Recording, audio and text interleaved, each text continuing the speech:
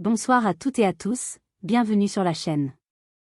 Aujourd'hui, on se retrouve pour le résumé complet d'Ici tout commence, épisode 1360, diffusé sur TF1.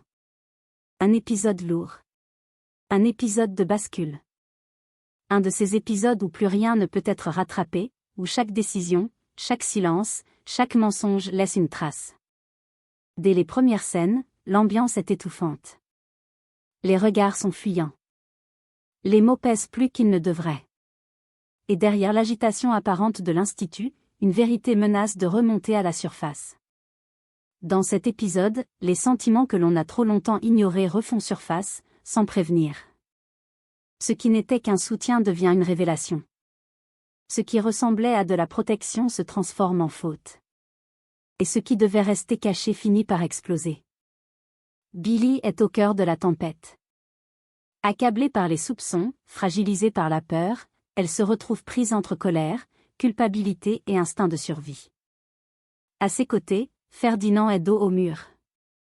Pris dans ses propres choix, prisonnier d'un acte qu'il pensait justifié, il va devoir affronter une réalité brutale, protéger quelqu'un peut parfois le détruire. Pendant ce temps, l'Institut vacille. Le scandale enfle. Le bad buzz échappe à tout contrôle. Et Anaïs encaisse coup après coup, seule face à une pression écrasante, entre colère institutionnelle, menace extérieure et la rage de Tessier, qui fait voler en éclats ses derniers repères. Une question s'impose alors. Faut-il partir pour apaiser la tempête ou rester pour affronter ses conséquences? Dans l'ombre, les luttes de pouvoir s'intensifient. Les rancœurs éclatent. Les masques tombent. Et la chasse aux saboteurs devient une urgence absolue, non seulement pour sauver l'image de l'Institut, mais pour empêcher que tout ne s'effondre définitivement. Sur un autre front, Zoé se heurte à un échec brutal, une claque qui remet en cause bien plus qu'une simple note. Pendant que certains chutent, d'autres avancent, révélant des trajectoires opposées, des déséquilibres profonds, et une vérité difficile à accepter, tout le monde n'avance pas au même rythme, ni dans la même direction. Cet épisode 1360 est un épisode de choix, de renoncement et de sacrifice. Ici, la vérité n'est plus un moyen de se défendre.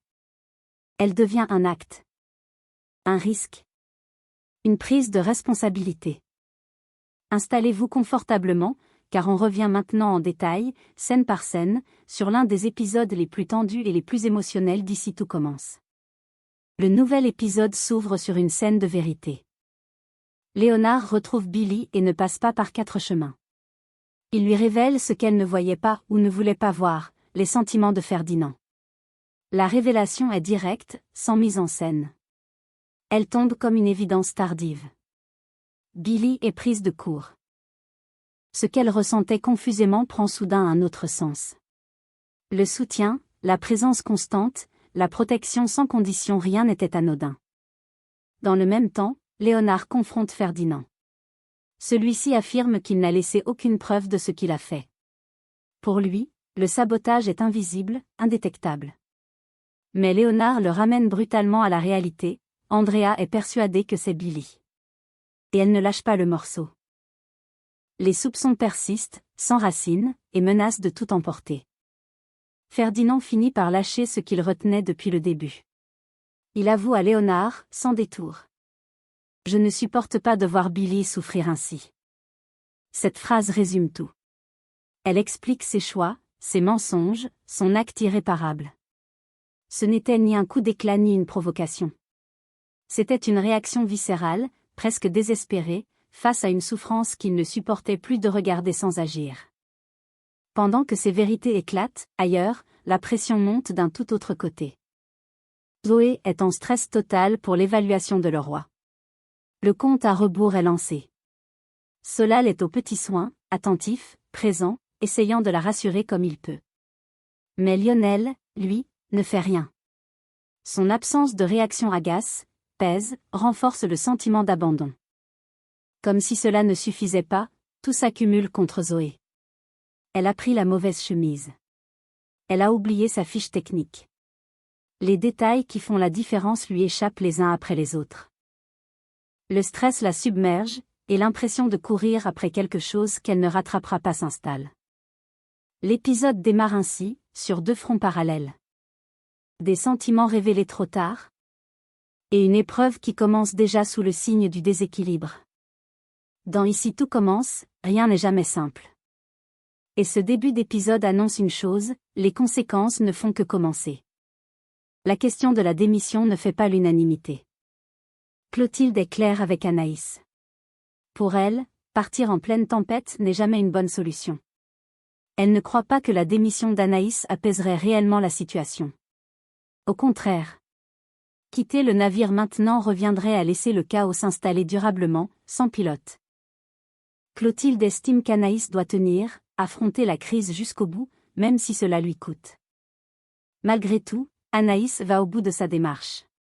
Elle convoque Andrea et Jeanne à l'Institut pour leur annoncer officiellement sa démission. L'instant est solennel, chargé. Anaïs parle avec calme, détermination. Elle est prête à partir, convaincue que ce sacrifice pourrait désamorcer une partie des tensions.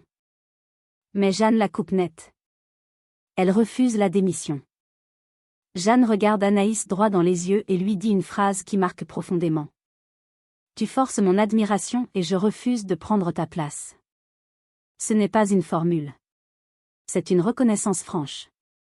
Jeanne reconnaît le courage d'Anaïs, sa tenue face à la crise, sa capacité à encaisser sans se dérober. Elle refuse que cette tempête se termine par un renoncement. La réaction d'Andrea est tout autre. Elle est dégoûtée.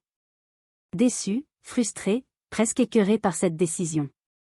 Elle voyait dans la démission d'Anaïs une issue claire, peut-être même une opportunité.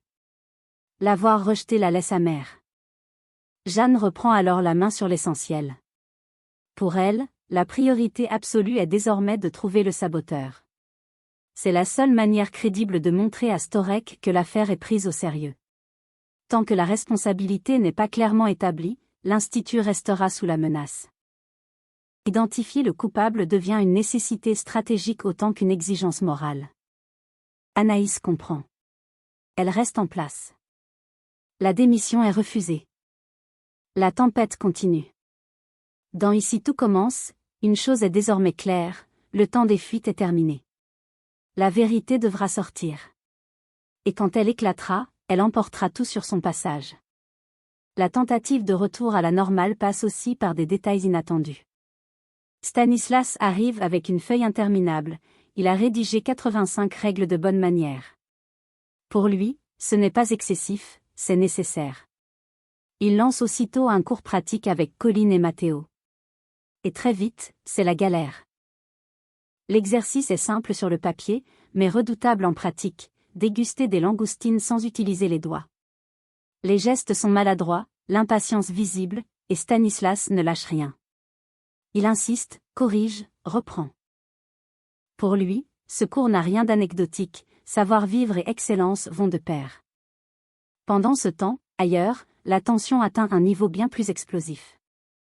Andrea laisse éclater sa rancœur face à Jeanne. Elle lâche, sans filtre. Cette fille est incapable de diriger une école et elle met notre hôtel en péril. La charge est violente, ciblée. Anaïs est clairement dans sa ligne de mire. Mais Jeanne ne se laisse pas déstabiliser. Elle a découvert quelque chose d'important, la bague soi-disant volée se trouvait en réalité dans les affaires perdues des clients. La preuve est là, concrète. Jeanne confronte alors Andrea et lui ordonne d'aller s'excuser auprès de Milan. Pour elle, l'erreur est claire, et la réparation s'impose. Au fil de l'échange, Jeanne comprend enfin ce qui se joue réellement. Andrea cherche à accabler Anaïs pour une raison bien précise, permettre au Jourdain de récupérer du pouvoir à l'Institut. Ce n'est plus une divergence de méthode, mais une manœuvre assumée. Jeanne ne mâche alors plus ses mots. Elle lui balance, sèchement. Personne ne veut de tes magouilles à 2 balles. La réponse d'Andrea est tout aussi brutale. Elle touche là où ça fait mal. Tu as toujours manqué d'ambition. La phrase claque. Elle dépasse le cadre professionnel. Elle atteint quelque chose de plus intime, de plus ancien. Le conflit n'est plus seulement institutionnel. Il devient familial, presque irréconciliable. À l'Institut comme à l'Hôtel Jourdain, les masques tombent. Les règles se durcissent, les alliances se révèlent, et les ambitions s'affrontent à visage découvert. Dans Ici tout commence, la tempête ne fait que changer de forme. Et désormais, ce sont les luttes de pouvoir qui prennent le dessus. L'angoisse remonte brutalement. Billy a envoyé un message à Ferdinand pour lui demander de la rejoindre. Elle a cru que Valdine était rentrée à la coloc. La peur l'a saisie d'un coup, viscérale, incontrôlable. Ferdinand arrive. Mais ce n'est pas la menace qu'il apporte avec lui. C'est la vérité. Ferdy finit par avouer. C'est lui qui a saboté la cérémonie. Les mots tombent, lourds, irréversibles. Il lui dit qu'il va tout faire pour arranger les choses, réparer, assumer. Il parle vite, trop vite, comme s'il voulait rattraper ce qui ne peut plus l'être. Billy encaisse. Puis la colère prend le dessus. Elle est saoulée. Écœurée même. Pour elle, ce geste dépasse tout. Ce n'était pas de la protection, c'était une décision prise à sa place, sans lui demander, au mépris de ce qu'elle voulait. Elle le regarde et tranche, sans détour. Elle lui demande de dégager. Elle le traite d'« irrécupérable ». Le mot claque, violent, définitif. Ferdinand reste figé un instant, puis s'en va. Le lien se fissure brutalement. Pendant ce temps, le couple tombe ailleurs. Zoé passe son évaluation. Et elle la rate. Marc lui met 8 sur 20. La note est sans appel. Il lui explique pourquoi. Il estime qu'elle se repose trop sur ses acquis. Qu'elle ne va pas assez loin. Pour lui, elle n'a pas le niveau pour être chef. Peut-être pour être seconde, à terme, mais pas davantage. La sentence est dure, frontale. Zoé comprend que l'échec n'est pas ponctuel. Il est structurel. Et il la frappe de plein fouet. À l'inverse, Thelma sort de l'épreuve portée par un tout autre verdict. Elle obtient 15 sur 20. Son plat est qualifié de « merveille ». La reconnaissance est nette, indiscutable. Là où Zoé s'effondre, Thelma s'impose. Les trajectoires se croisent et s'éloignent. Billy rejette celui qui pensait la sauver. Ferdinand paie le prix de son acte. Zoé chute là où elle se croyait solide. Thelma avance, enfin reconnue. Dans Ici tout commence, les masques sont tombés. Et désormais, chacun doit faire face aux conséquences de ce qu'il a cru bien faire ou de ce qu'il n'a pas su faire. La pression continue de s'abattre, sans répit. Tessier a appelé Anaïs. L'échange est violent. Il lui hurle dessus pendant 10 longues minutes. Pas de filtre, pas de retenue. La colère est brute, nourrie par le scandale, le bad buzz, l'atteinte à l'image de l'Institut. Anaïs encaisse, sans se défendre. Quand l'appel se termine, elle reste sonnée. Elle s'en veut profondément. Plus que la tempête médiatique, plus que les menaces de Storek, c'est cette sensation d'avoir déçu Tessier qui la ronge. Elle sait ce que ce regard compte. Et aujourd'hui, elle a l'impression d'avoir tout gâché.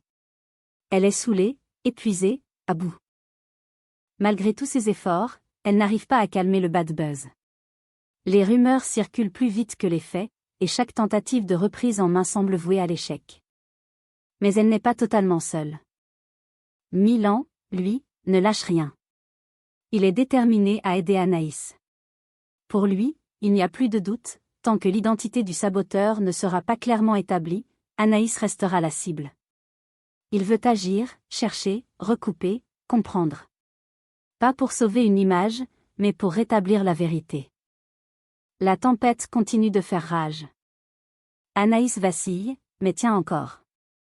Et Milan se prépare à passer à l'action. Dans Ici tout commence, le temps n'est plus au regret. La chasse à la vérité est désormais ouverte. La tension se prolonge, plus sourde, plus intime. Léonard retrouve Billy et tente de lui faire entendre ce qu'elle n'a jamais vraiment voulu voir. Il lui explique que Ferdinand a de vrais sentiments pour elle. Pas une lubie, pas un excès passager, mais quelque chose de profond, d'ancré. Billy est surprise. Elle avoue qu'elle n'avait rien remarqué. Pour elle, Ferdinand était surtout un soutien, une présence rassurante dans la tempête. Rien de plus. Léonard insiste. Il lui fait comprendre qu'elle a peut-être condamné Ferdy un peu trop vite. Que son geste était maladroit, grave, mais qu'il était motivé par autre chose que l'envie de nuire ou de briller. Il ne cherche pas à l'excuser, seulement à nuancer. À rappeler que derrière l'erreur, il y a un attachement sincère. Billy écoute, troublé. Le doute s'installe. Pas assez pour tout effacer, mais suffisamment pour fissurer ses certitudes. À cet instant, le téléphone de Léonard vibre. Un message de Ferdinand. Il lui annonce qu'il va se dénoncer à Anaïs. Il ne supporte plus l'idée que tout cela puisse retomber sur Billy. La peur est claire, presque panique. S'il doit tomber, il préfère que ce soit lui. Pas elle. Cette décision change tout. Elle accélère le temps. Et rapproche dangereusement la vérité de la surface. Dans Ici tout commence, le choix de Ferdinand marque un nouveau tournant. Ce n'est plus une question de protection ou de silence. C'est désormais une question de responsabilité. Le malaise s'étend, plus discret, mais tout aussi profond. Zoé se confie à Solal, sans détour. Elle lui dit que leurs vies n'ont rien à voir.